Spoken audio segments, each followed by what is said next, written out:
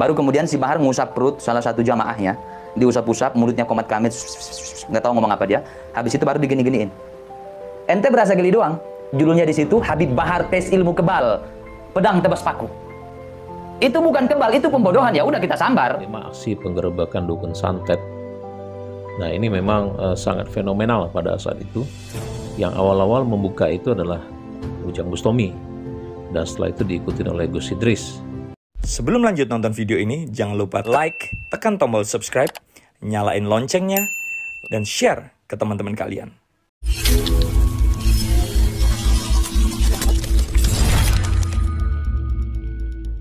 Assalamualaikum warahmatullahi wabarakatuh. Sobat-sobat dimanapun Anda berada, sampai hari ini sobat, kita masih penasaran apa yang melatar belakangi perseteruan TIJ dan Bung Lubis dengan Habib Bahar. Nah ini tentu menjadi suatu pertanyaan besar bagi kita sobat, karena kenapa?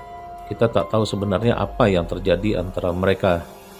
Nah di video kali ini sobat, kita coba melihat latar belakang permasalahan sebetulnya apa yang terjadi antara Habib Bahar dengan TIJ atau dengan Bung Lubis. Mari kita simak videonya sobat.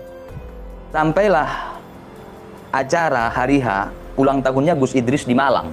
Ya.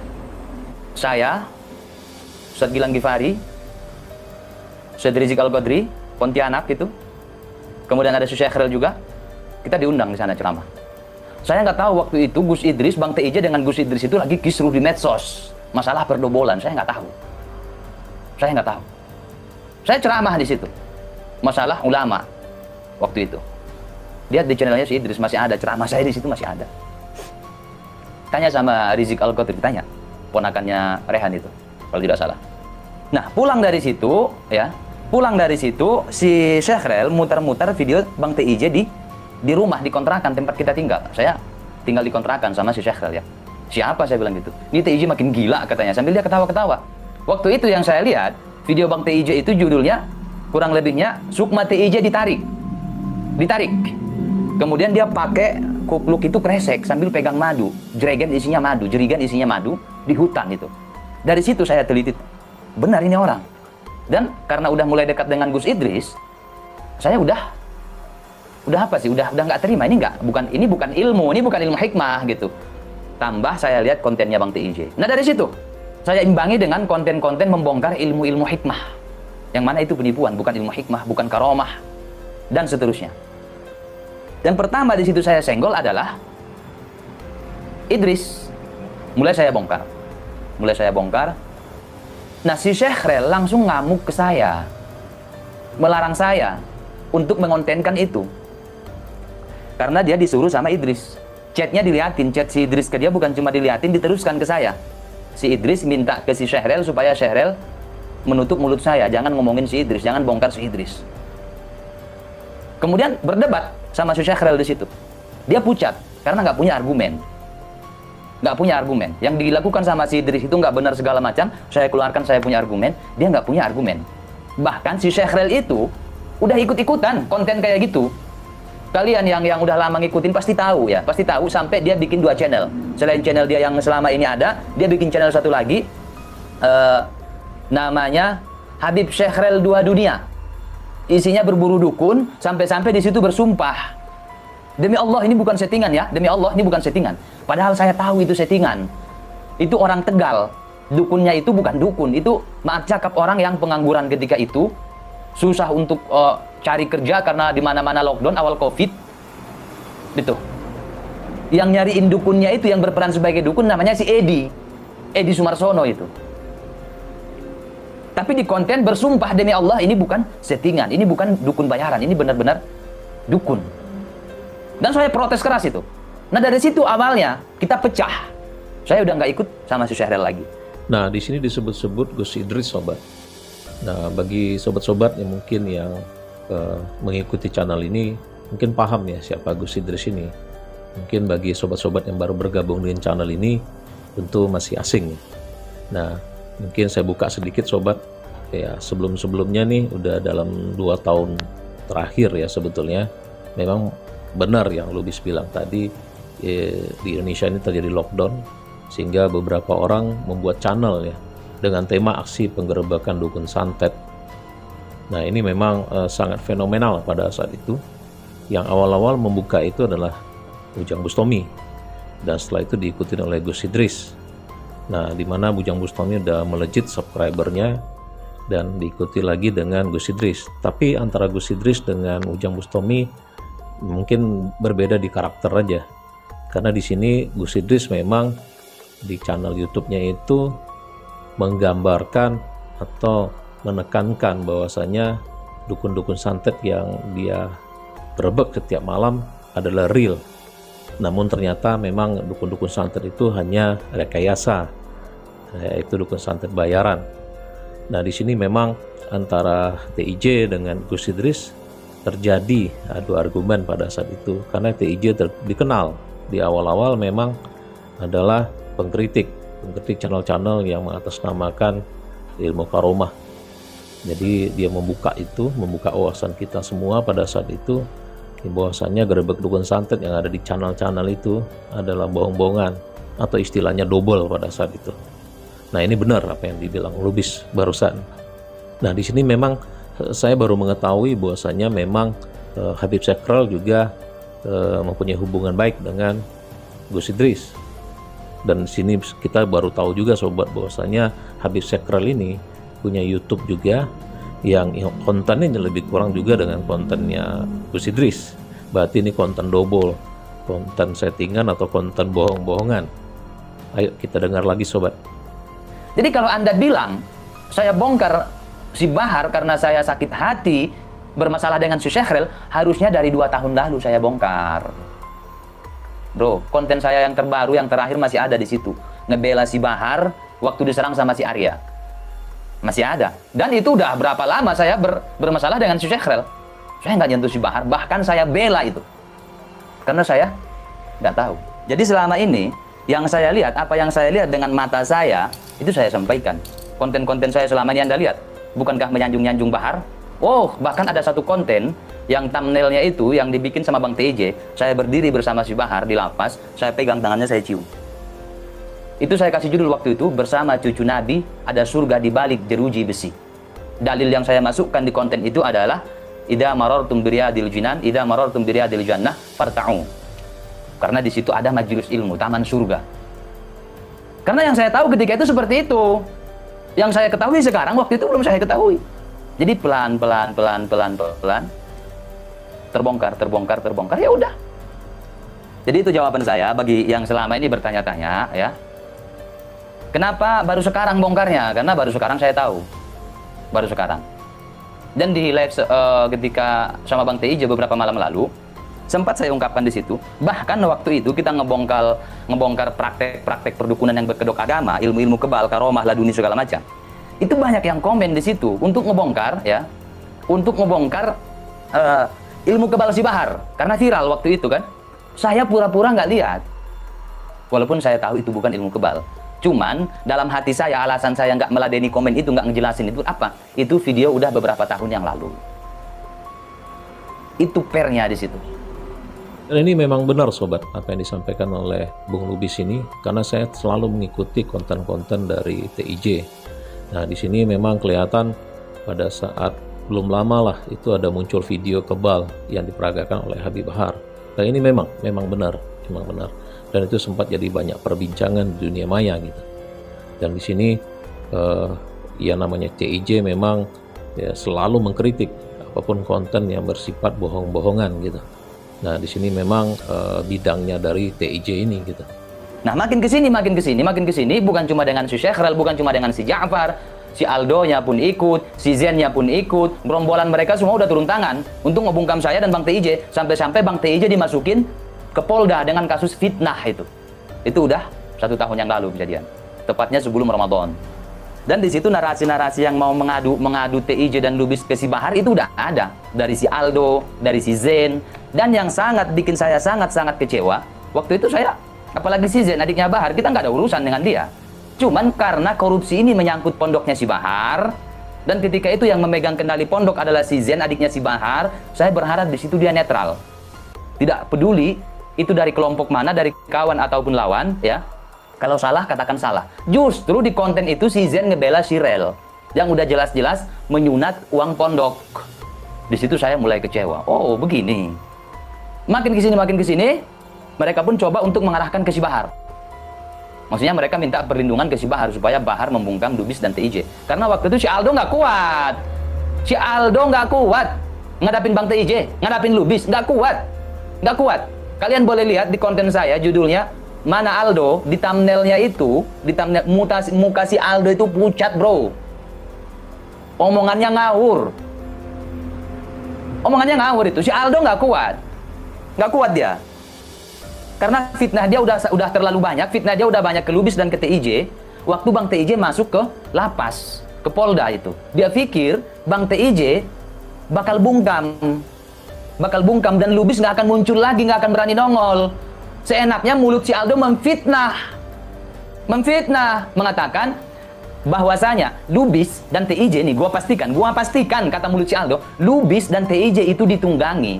Ada Habibnya juga, katanya gitu. Ada Habibnya juga di belakang mereka yang menunggangi Lubis dan TIJ. Cuma Habibnya itu, ya intinya yang bukan Ahlus Sunnah wal Jamaah. Dia menggiring narasi bahwasanya di belakang Lubis dan TIJ ada oknum Habib yang berfaham Syiah. Dan itu diiyakan sama si Alwi. Bahwasanya ada teman kita yang terindikasi Syiah, katanya terindikasi. Dia sebutkan namanya. Dari Malang.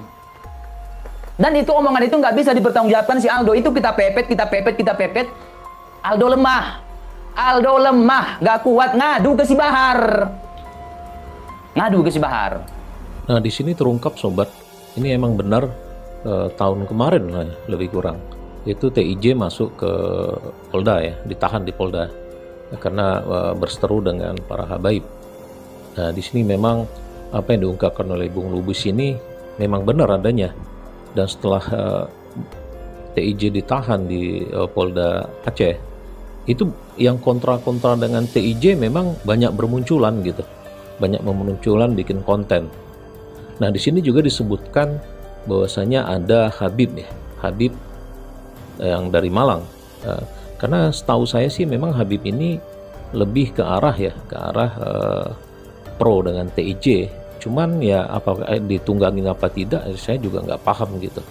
Dan dia berupaya bagaimana bisa berkomunikasi dengan TIJ, dan pada saat TIJ di dalam atau ditahan di Polda ini, beliau sering melakukan live streaming untuk kita atau orang-orang yang pro dengan TIJ untuk saling mendoakan lah agar kasus TIJ ini bisa segera selesai. TIJ yang setelah di Polda itu bisa keluar dengan dengan perdamaian dengan para Habib, dan di situ TIJ membeberkan ya sedikit banyak tentang orang-orang yang telah membuat konten-konten tentang dirinya saat dia ada di dalam. Nah, cuma itu sepengetahuan kita sobat.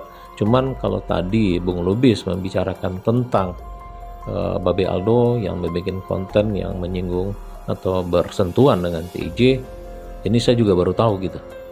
Dan di sini ya memang tadi Bung Lubis membicarakan bahwasanya dengan ada konten-konten dari Babe Aldo tadi yang cukup menyinggung dari kubu TIJ, dan tadi yang dia bilang terus memepet, menyerang, ya mengkonter balik lah apa yang disampaikan oleh Babe Aldo. Ini baru terungkap di sini sobat yang saya tahu. Ayo kita simak lagi pernyataan dari Bung Lubis. Maka muncullah Bahar di YouTube membuat video kebal. Lihat videonya, masih ada di YouTube si Bahar. Ya, masih ada tuh videonya di situ. Si Bahar membuat video atraksi kebal-kebalan. Itu pedangnya itu kalau nggak salah pedang motif Dzulfikar, ya. Kemudian paku yang kecil itu ditaruh di atas martil, baru ditebas, potong itu paku. Baru kemudian si Bahar mengusap perut salah satu jamaahnya, diusap-usap, mulutnya komat kamit, nggak tahu ngomong apa dia. Habis itu baru digini-giniin. Ente berasa geli doang. Judulnya di situ Habib Bahar tes ilmu kebal, pedang tebas paku. Itu bukan kebal, itu pembodohan. Ya udah kita sambar. Bang TIJ sambar, saya sambar, dari situ masuk ke si Bahar. Jadi itu kalau indikasinya ya, si Bahar itu tes ombak. Karena Lubis dan TIJ di YouTube ngebahas masalah ilmu-ilmu kebal. Ilmu-ilmu kebal, penipuan yang mengatasnamakan ilmu kebal segala macam. Si Bahar ngetes, dia upload ilmu kebal. Kalau Lubis dan TIJ nggak berani mengomentari dia, nggak berani ngebongkar dia, berarti Lubis dan TIJ nggak berani ke dia, ke Bahar. Habis itu nanti dia bisa untuk ngebungkam kita supaya kita nggak nyenggol-nyenggol si Aldo dan kelompoknya. Begitu dia bikin video tersebut, wow, makanan empuk bagi kita, bukan cuma umpannya kita makan sama pancing-pancingnya. Dari situ, kemudian si Bahar seolah-olah dia kan si paling gimmick ya. Di kolom komentar dia komen sendiri, kemudian dipin, ya, dipin sama dia.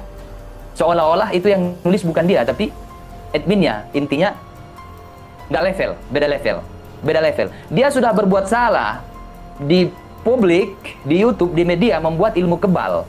Yang mana itu bukan ilmu kebal. Kemudian ketika dibongkar, dikritik, mulutnya bilang beda level. Oh, dari situ kita makin masuk. Ya. Jadi kita punya prinsip seperti itu, guys. Salah ya salah, gitu.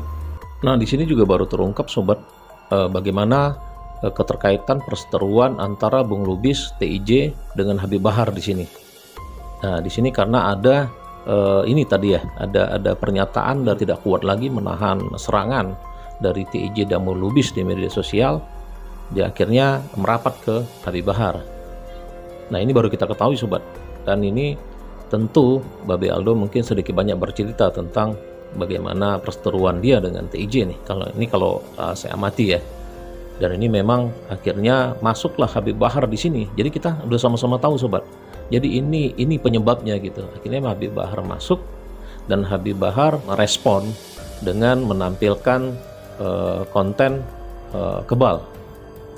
Ya, ini memang dalam beberapa bulan yang lalu memang muncul itu konten yang kebal ya, dengan senjata tajam, dan ini tentu sangat dikritik oleh seorang TIJ yang memang sangat tidak suka dengan ilmu atau konten-konten yang membodohi publik gitu.